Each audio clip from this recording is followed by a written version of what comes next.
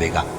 اے پیغمبر صلی اللہ علیہ وآلہ وسلم، ہم نے یہ قرآن تمہاری زبان میں آسان بنا کر نازل کیا ہے تاکہ تم اس سے پرہیزگاروں کو خوشخبری پہنچا دو اور جھگڑالوؤں کو ڈر سنا دو، اور ہم نے ان سے پہلے بہت سے گروہوں کو ہلاک کر دیا ہے۔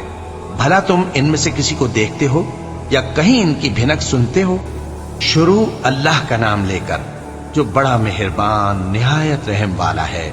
طٰہٰ، اے نبی صلی اللہ علیہ وآلہ وسلم، ہم نے تم پر قرآن اس لیے نازل نہیں کیا کہ تم مشقت میں پڑ جاؤ، مگر ہر اس شخص کی نصیحت کے لیے نازل کیا ہے جو خوف رکھتا ہے۔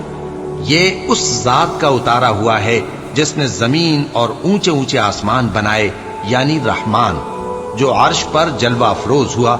جو کچھ آسمانوں میں ہے اور جو کچھ زمین میں ہے اور جو کچھ ان دونوں کے بیچ میں ہے اور جو کچھ مٹی کے